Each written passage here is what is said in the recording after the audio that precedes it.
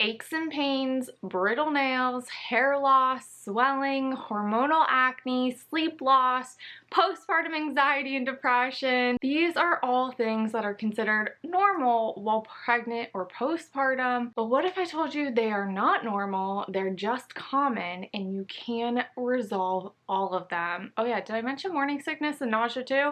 Yeah, that's on this list also. So today I am talking about all of the common but not normal things that women go through while pregnant or in the postpartum period. All of the things I have learned over the last 2 years, mistakes I've made, things that I wish I knew before even trying to conceive, but really at any point in the journey, whether you're 5 years postpartum, 15 years postpartum, you're still 5 years away from having kids, these are all the things that the sooner you know them as a woman, the better to start implementing. And it's gonna be a long video. I do my best in the description box below to have chapters for you to easily navigate, but so much of this is going to be root cause stuff, so a lot of it is going to overlap and flow into one another. It is probably the most important video I will ever share. And if you guys are new here, my name is Rachel from The Confused Mom. Welcome to my channel. I share baby and toddler product reviews, activities, as well as Montessori at-home tips. So make sure to hit that subscribe and notification bell so you don't miss future videos. And this video is part of a little mini series I've been doing with lots of tips and tricks for both hospital and home birth. I've had both. I've had great experiences in both. I'm not a healthcare professional by any means, and I'm a mom of two. So I don't have the time to go back and link every single study I read through. Instead, take each of these things with a grain of salt to do your own research or bring to your care providers and dig deeper into. Just consider it a jumping off point, and it is by no way or any means medical advice. And the last little kind of like thing I want to note too is while a lot of this stuff has to do with trying to conceive, pregnancy, and postpartum, oftentimes our child's health is very indicative of the maternal health while pregnant, and even grandma's health, because technically we are the egg that we are is formed in grandma. So some of the tips that I'm going to go through in this video, you will see I end up talking about kids that are dealing with it as well, because this is all really like super interconnected. Like I said, it is the foundational, getting as close to the root cause as possible, obviously without you doing your own lab work and things like that. A little quick backstory on where my health was at preconception to my first and like where I'm at today. If you want to go more into depth on any of that, the video about why we changed our diets in 2020 will kind of take you through a little bit more of our family's like rabbit hole of a health journey that we've been on. Before I knew I was pregnant with my first child in 2018, the first trimester, I was actually vegan. And then I pretty much remained like 95% vegetarian for the remainder of that pregnancy and all the way until I got pregnant with my second. And on top of that, I have been breastfeeding for over 3 years straight, no days off. Tandem nursing once my second came along, so my body has definitely had a big toll placed on it. Now, I'm not here to say like don't be vegan, don't be vegetarian. If you do choose to go that route, there's just a lot of stuff I didn't know that put me at such a deficit both in pregnancy, postpartum, breastfeeding, and all that type of stuff. And when we give birth, we transfer about 10% of our mineral load to our baby, so we want to make sure that preconception and postpartum, we are actively building up those mineral stores to make sure that our body is able to function at its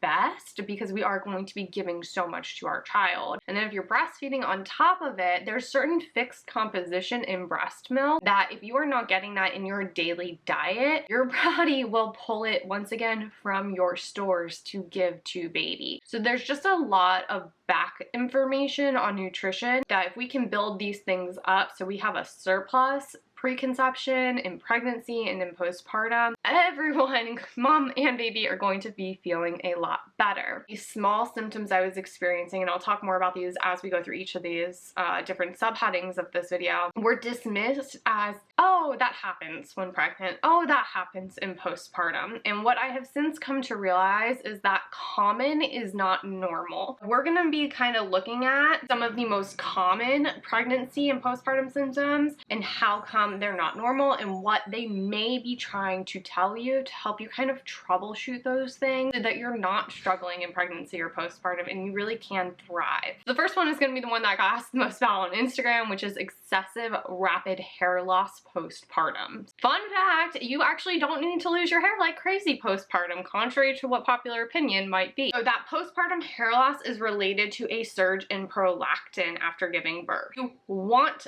prolactin in order to breastfeed, so we don't want to try to suppress our prolactin level. What we can do though is bring our estrogen down to balance out that prolactin, because it's when the imbalance happens that we experience a lot of hair loss. So what I would suggest doing is two things. Number one is going to be eating Ray Pete's raw carrot salad, which is going to help with the estrogen dominance. And number two is going to be getting a sufficient amount of glucose, sugar, into the body. Our cells really like to run on glucose, and when they don't have enough glucose, two of the first things to go are your hair and your nails. So if you are experiencing brittle nails or even hair loss while pregnant, typically you're going to just want to have really good nutrient dense forms of glucose in. It can be very helpful. When your body is depleted and doesn't have enough energy to power more important functions, the first thing that are going to go is going to be your hair and nails. Pay attention to those, because with my first pregnancy, I was told that my nails flattening out and my nails becoming brittle was just normal. It's just something that happens during pregnancy.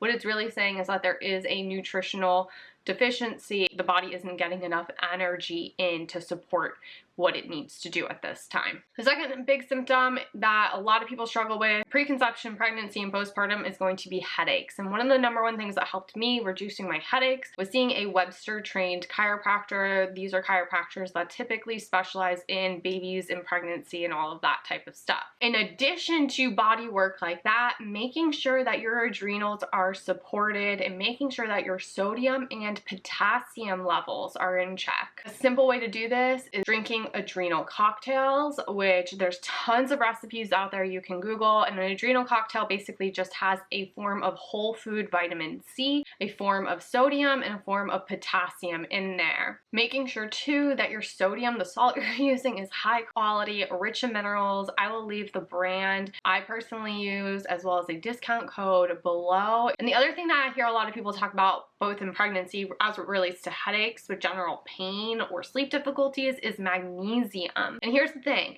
your body needs sufficient levels of potassium and sodium in order to use that magnesium properly. So before we go ahead and start like taking a ton of magnesium, we need to make sure that we have a strong sodium and potassium base. That adrenal cocktail is a very simple first step.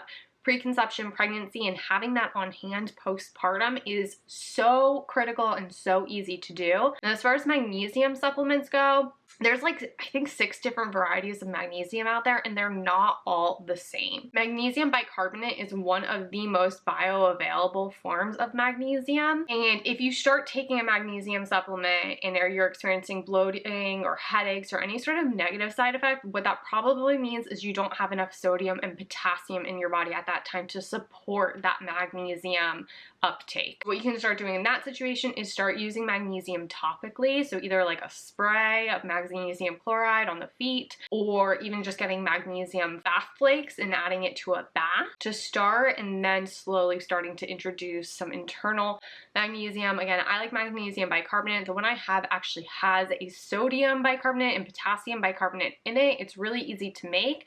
You just fill up the little soda stream of water and make it bubbly and then shake it a few times. I will leave a link in the description box below for how to make it. You can also buy a pre-done drink of it, but those would be the 2 I would definitely say to focus on at first. The next slew of symptoms that we're told are normal just because they're common and they're not actually normal are going to be morning sickness, swelling, pain, and hormonal acne. Before I talk about each of these and like some ways to support your body through each of these, the thing I want to address real quick is that minerals power our enzymes and our hormones. So much of the tips I'm giving you in this video are just going to keep coming back to minerals and balancing of the hormones. With my first, I never had morning sickness, but with my second, I did. What I now know about morning sickness or just nausea in pregnancy is that it often means there's a hormonal imbalance, particularly that there's estrogen dominance and the liver isn't detoxifying it well, and that there's a progesterone deficiency. Really supporting the liver is key preconception, through pregnancy, and even through postpartum. Obviously, you don't want to like be detoxing while pregnant or postpartum. So a simple way that you can go ahead and do this is preconception, pregnancy, postpartum, that Ray Peat raw carrot salad, like I said. Eating more protein is huge in order to help with your progesterone production. And making sure that you're pairing your protein with a fat and carb so that you are maintaining your blood sugar and just supporting your overall energy production. So I forget what the exact number is, but I'm pretty sure like in pregnancy they suggest a minimum of 100 grams of protein a day. But you also have to kind of keep in mind, like if you are in your last month of pregnancy and you're starting to eat 5 to 10 dates a day to get your cervix super ripe so that you like can move into labor and delivery super smooth, like that old wives' tale, that number of protein is going to also increase as your carb intake increases, because you want to make sure that you're stabilizing everything throughout to function at its best. So if you all of a sudden have been doing 100 to 120 grams of protein throughout your whole pregnancy, and now you're starting to eat a lot more dates, I would probably up that number to like 140 grams of protein. Another thing is going to be making sure, like I said before, having a strong sodium base. That also plays a huge role in swelling in pregnancy, which I know is like a lot to wrap our heads around because we're constantly told to be on a low sodium diet. Like it's like a big mantra of the 90s diet culture to eat low salt. But if this postpartum experience taught me anything, it's that salt is our friend.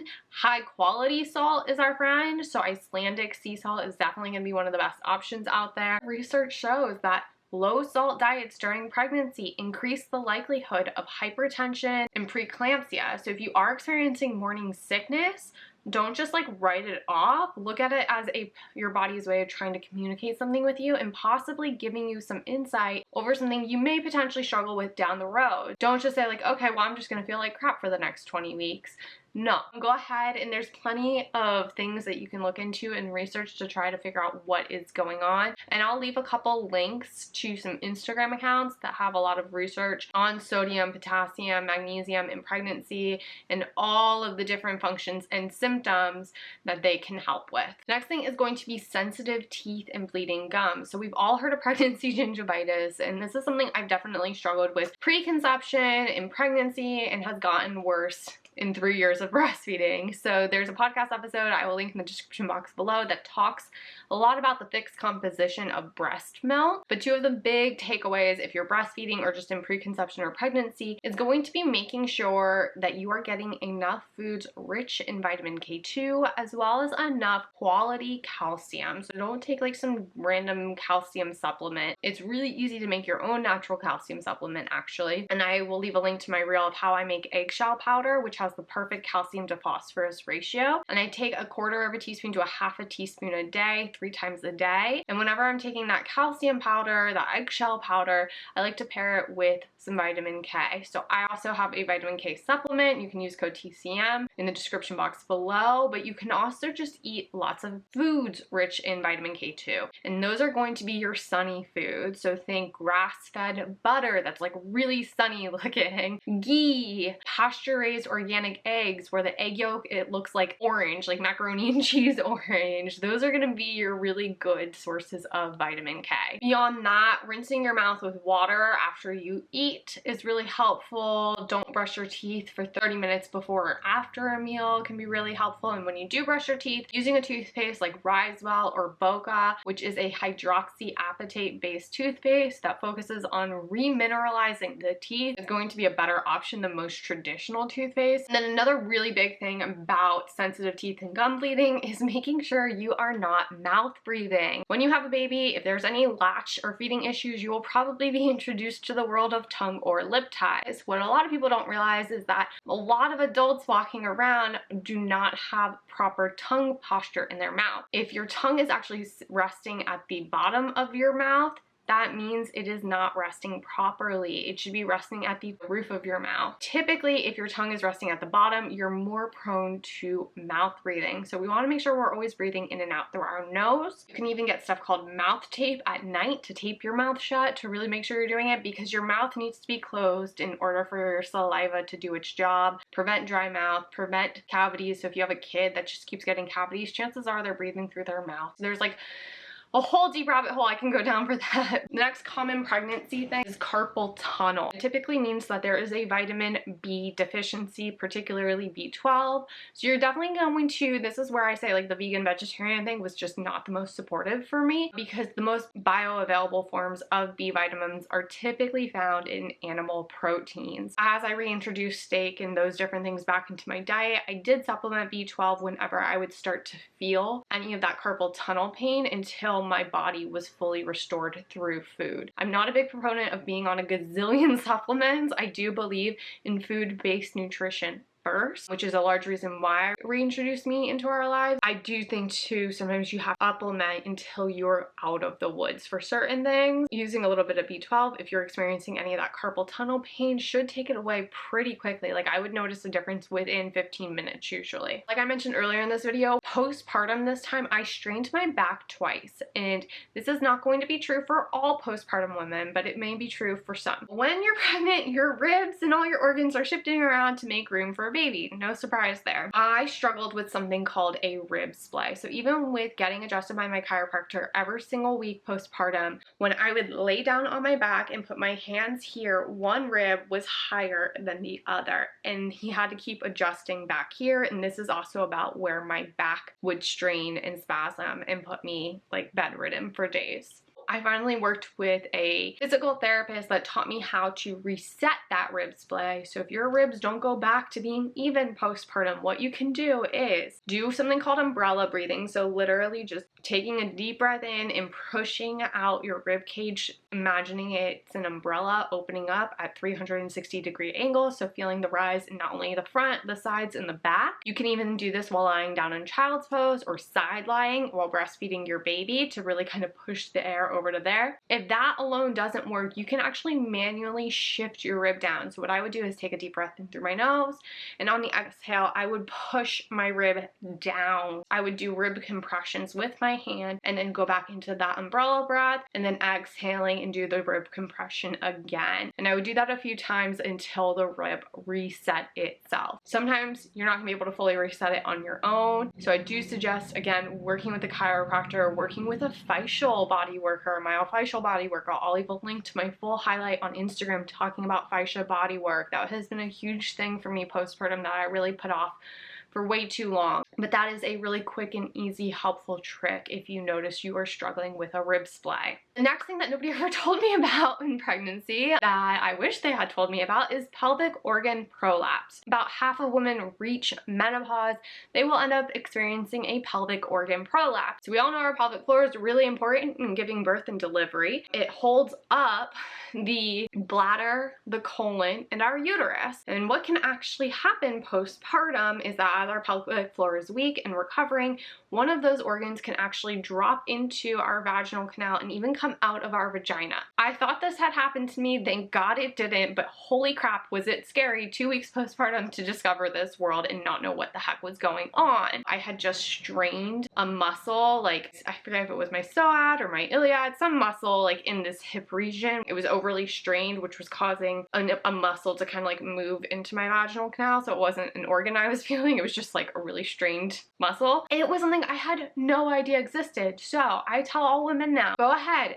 see if there are local services to see a pelvic floor therapist while pregnant. Not only is this going to be much easier labor and delivery experience, it's going to set you up for a smoother postpartum. If you can't, go ahead and see a pelvic floor therapist postpartum, even if it's a year postpartum or 2 years or 3 years. Just starting to make sure that you have an intimate relationship beyond Kegels with your pelvic floor for your overall health so that you don't have pelvic organ prolapse and later on in life can be really really, really beneficial. With that said too, you know, in preparing to give birth, we talk a lot about perineum massages. You know, the breath starts all the way down in the perineum for men and women, so we want to make sure that we are really kind of maintaining that full body connection all the way through. A lot of the times, if you do have a tight jaw, you are a clench or anything like that, a tight jaw means a tight pelvic floor. It's all really, really deeply connected, and that's where I said that fascia highlight on Instagram can be helpful. If you are seeing a chiropractor, always make sure that they adjust your jaw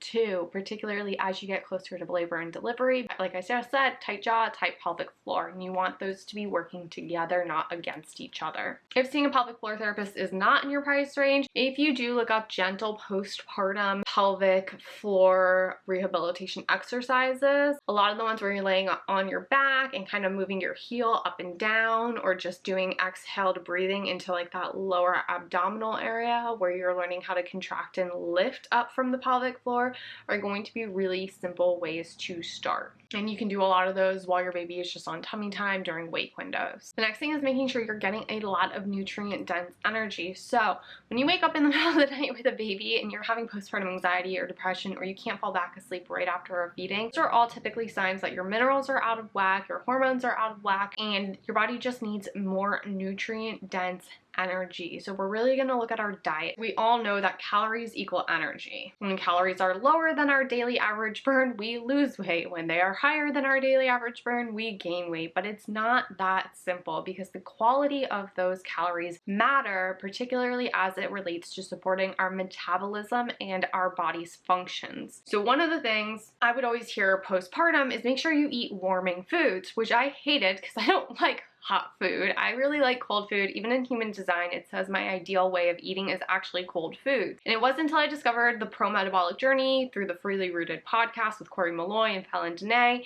that I learned that what warming foods actually mean is bio-individual warming foods. And how you find your warming foods is take your temperature before you eat something, then 30 to 40 minutes later, take your temperature again. If that temperature went up, it was metabolically supportive warming food for you at this stage in your life. If your temperature went down, it meant that it actually depleted your body of energy, and it was not a warming food for you. So you do want to focus on warming foods, but ones that are actually supportive to you. You don't want to put something into your body just because it's hot that causes your body more stress in having to metabolize it, and it further depletes you. So when we're talking about warming foods, nobody ever told me this. It has nothing to do with the temperature of the food. In the pro-metabolic space, there's no like, don't eat this, do eat this. But there is a list of foods that are considered so nutrient dense that they suggest people start to introduce it into their diet and play around with it. So I will throw those up here for you to go ahead and screenshot that yourself. And I started to really focus on all of these, and they have been such a game changer for me. Really going ahead and leaning into those classic staple foods and embracing them are huge. And a lot of times what I'll do too with organ meats is I will just add them to some ground up chicken, ground pork, ground beef, whatever, and a pasta dish that you don't really taste them or see them. I'll go a lot more into food in a baby-led weaning episode. If you guys want, just let me know in the comment section below.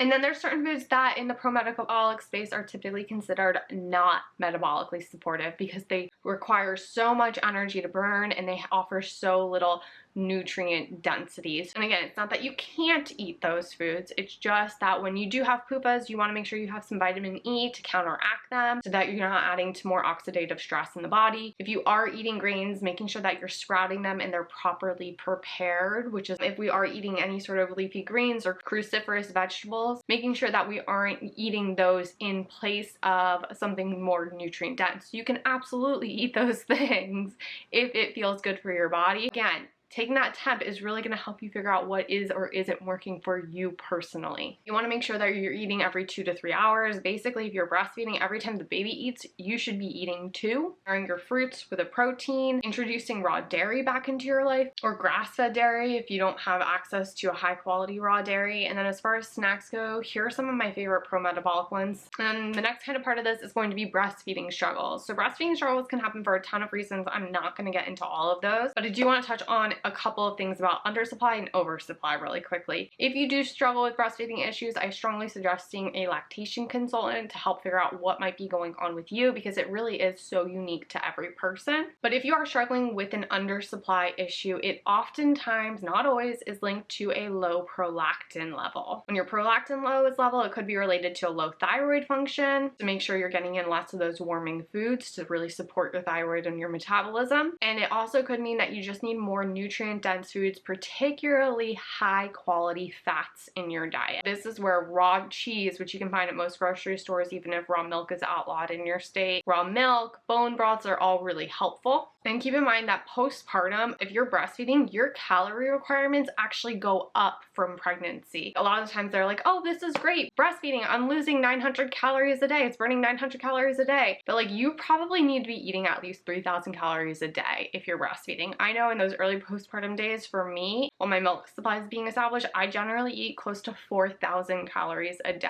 And I never realized that until I sat down and did all the math, and I was like, oh, okay, no wonder I feel like I'm always eating, because I literally am. That's where those quick and easy snacks, I suggest putting like Post-its on your fridge of those, so if somebody's over at your house, they know exactly what to grab you quickly, are really, really helpful, because you do need the snacks to be nutrient dense, not just empty calories of 3,000 to 4,000 calories a day. Oversupply can happen for a lot of different reasons. With my first, it happened because of a tongue tie issue. With my second, it happened because my toddler was still nursing and her nursing schedule was so irregular that it led to my milk supply just not regulating for him. A lot of people will jump, if they have a gassy baby, to wanting to block feed, where you only feed from one boob for like 2 to 3 hours a day. I would, or like 4 to 6 hours a day, I don't know. This is where I say you should really work with a lactation consultant, not just go off of like Facebook groups, YouTubers, or forums or anything like that. Because if you choose to go the block feeding route, you can significantly reduce your milk supply, which has its own kind of concerns and issues. If you can start all of these little hacks pre-conception so that you are building up your stores, you're going to be in a much better footing than starting them in pregnancy